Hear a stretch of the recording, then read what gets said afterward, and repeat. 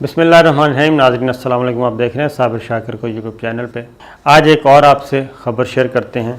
میں آپ کو پچھلی 2-3 ویڈیوز میں ایک بات مستقل بتا رہا ہوں کہ اس وقت دشمنوں کی پوری کوشش ہے کہ پاکستان میں بھی خدا نخواستہ آگ لگے، اور وہ آگ مذہبی بنیادوں پہ لگے تو وہ کہہ رہے ہیں کہ زیادہ ان کو فائدہ ہو سکتا ہے، آگ بھڑک سکتی ہے۔ اور بنیادی مقصد یہ ہے کہ پاکستان میں کسی بھی طریقے سے انریسٹ پیدا ہو، یہاں پہ بدامنی پھیلے اور ہم آپس میں لڑیں۔ اور یہ صرف پاکستان نہیں بلکہ یہ پلان انڈیا میں بھی یہی ہے کہ انڈیا میں بھی کچھ ایسی حرکتیں کی جائیں کہ وہاں پہ بھی مسلمانوں کو مشتعل کیا جائے، اور مسلمانوں کو مشتعل کر کے اس کو فرقہ واریت کا رنگ دیا جائے، اور مذہبی انتہا پسندی کا رنگ دیا جائے، اور مذہبی دہشت گردی کا رنگ دیا جائے، اور کہا جائے کہ جناب دیکھیں اصل بات یہ ہے۔ اور اس کی وجہ سے ایک تو مسلمان خاص طور پر انڈیا میں تو بالکل کرش ہوں گے، اور ان کو مارا جائے گا کیونکہ 3 کو شہید کر دیا گیا ہے۔ اور میں آپ کو بتاتا ہوں پھر اسی طریقے سے یہ کام اسرائیل بھی کر رہا ہے، اور باقاعدہ آپ کو جو میں خبر دے رہا ہوں وہ آپ سن کے حیران ہو جائیں گے کہ کتنے ویل پلانڈ، کتنا بھیانک طریقے سے یہ کام کر رہے ہیں اور کر سکتے ہیں۔ اس لیے میں یہ آپ سے یہ ضرور کہوں گا کہ اس ویڈیو کو جی آپ شیئر ضرور کرنا جہاں جہاں بھی کر سکتے ہیں۔ ایک سب سے پہلے میں آپ کو اسرائیل کی خفیہ ایجنسی کے بارے میں بتاتا ہوں جی، وہ کیا کر رہی ہے۔ وہ پاکستان میں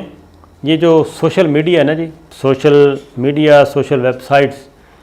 ان کے بارے میں بہت زیادہ چوکنا رہنے کی ضرورت ہے۔ اور وہ یہ کہ ہم وہ کیا کرنا چاہے، ایک سنی مسلمان بن کے سوشل میڈیا پہ کوئی چیز ڈالی جاتی ہے، اور تاکہ جو اہل تشیع ہیں وہ بھڑک اٹھیں، اور ادھر سے ایک اہل تشیع کے نام سے، اور اس میں اوریجنل بھی شامل ہو جاتے ہیں، وہ کوئی ایسی چیز ڈال دیتے ہیں کہ وہ بھڑک اٹھیں، اور سوشل میڈیا پہ ایک نفرت پھیلائی جائے ایک دوسرے کے خلاف، اور اس کے بعد یہ فیلڈ میں اس نفرت کا اظہار ہو اور بہم گتھم گتھا ہوں۔ تو پاکستان میں شیعہ سنی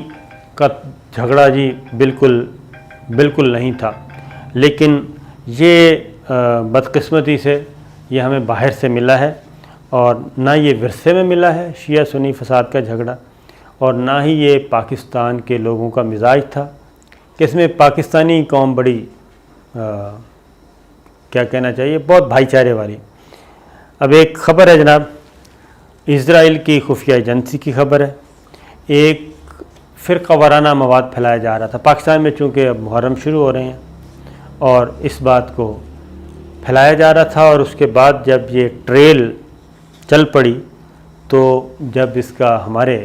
خفیہ اداروں نے پتہ لگایا، پتہ چلا جناب یہ خاتون جو کام کر رہی ہے یہ پاکستان کی نہ تو خاتون ہے، اور نہ ہی یہ اکاؤنٹ پاکستان سے آپریٹ کیا جا رہا ہے، بلکہ یہ ایک جعلی اکاؤنٹ ہے، جعلی خاتون ہے، اور یہ اس کا ہیڈ کوارٹر کدھر ہے جی، اسرائیل میں ہے، وہاں پہ یہ سب کچھ ہو رہا ہے، اور مسلمان خاتون بن کے، عائشہ کے نام سے بن کے وہ ٹویٹ کر رہی ہیں، اور بہت اچھی عربی بول رہی ہیں، اور بالکل مسلمانوں کی شکل و صورت، اور وہ یہ کام کر رہی تھیں۔ ہمارے خفیہ اداروں نے اس کو پکڑا، اس اکاؤنٹ کو، اور ڈسکلوز کیا، اور پھر اس کے بعد مختلف مکاتب فکر کے علماء کرام کو اکٹھا کیا، اور ان کو بتایا کہ آپ ہوش کے ناخن لیں، اور خاص طور پہ اپنے جتنے بھی فالورز ہیں، آپ کے ماننے والے ہیں، جاننے والے ہیں، عقیدت مند ہیں، سب کو یہ بتائیں کہ پاکستان میں جو فرقہ واریت پھیلانے کی سازش ہے، کوشش ہے، وہ یہاں سے نہیں ہو رہی بلکہ اس میں اسرائیل تک انوالو ہے۔ تو جب یہ بات علماء کرام کو، تمام مکاتب فکر کے علماء کرام کو بلا کر باقاعدہ ان کو ثبوت دکھائے گئے، اور ان سے یہ کہا گیا اس میں اہل تشیع بھی تھے، اس میں سنی مکتبہ فکر کے لوگ بھی تھے، سب کے سب تھے، اور اس میں ایک ہی چیز پھیلائی جا رہی تھی۔ اس کے بعد جناب یہ اب علماء کرام کی ذمہ داری ہے اور ہماری بھی ذمہ داری ہے کہ ہم بھی ایک دوسرے پھیلائیں بات، اس کو بتایا جائے کہ اصلاً ان کے پیچھے ہے کون۔ پھر ایک اور بھی، پاکستان میں کبھی بھی یہ مسئلہ نہیں رہا۔ پاکستان میں یہ پروکسیز کن کی ہیں؟ ایران اور سعودی عرب کی، ایک دوسرے کو نیچا دکھانے کے لیے پاکستان کو یہ میدان جنگ بناتے ہیں، تو پاکستان میدان جنگ بننے کے لیے تیار نہیں تھا۔ یہ پرانی باتیں بتا رہا ہوں، اب سچویشن بہت مختلف ہوتی جا رہی ہے۔ اب ان دونوں ملکوں کی انوالومنٹ جو ہے اندرونی معاملات میں بھی، اور خاص طور پہ یہ اس ایشو پہ یہ مائنیوٹ ہوتی جا رہی ہے، کم ہوتی جا رہی ہے، منیمم لیول پہ جا رہی ہے، جس کی وجہ سے یہ ریئیکشن بھی آ رہے ہیں، رد عمل بھی آ رہے ہیں۔ اسی لیے اب اس جو نفرت کا بیج انہوں نے بویا تھا، اب اس کو ہوا دینے کے لیے کون کر رہے ہیں۔ اسی طریقے سے اب انڈیا کی میں آپ کو بتاتا ہوں جی، انڈیا میں کیا ہوا۔ اب اندازہ کریں کہ انڈیا میں 22 کروڑ مسلمان بستے ہیں، 22 کروڑ، یعنی کہ ایک پورا پاکستان کی آبادی جو ہے، پورا پاکستان، ایک پاکستان اور جو ہے وہ انڈیا کے اندر بس رہا ہے، اتنی آبادی ہے۔ وہ غلط نہ انڈیا والے لے لیں، تو یہ ہے جناب۔ تو اب وہاں پہ کیا ہوا، ایک طرف پاکستانی انٹیلیجنس، بھارتی خفیہ ایجنسی کے سائبر حملے، اور دوسری جانب کیا ہو رہا ہے، دوسری جانب یہ ہو رہا ہے کہ انڈیا میں سوشل میڈیا پہ نعوذ باللہ گستاخانہ خاکے، گستاخانہ مواد، یہ جناب وہاں پہ اپلوڈ کیا گیا، اور اپلوڈ کرنے والا بھی نون تھا، ایک پولیٹیکل ایم ایل اے اس کا قریبی عزیز تھا، اور پہلے یہ کہا گیا کہ جناب اس کو ختم کریں، اس کو نہیں ہٹایا گیا،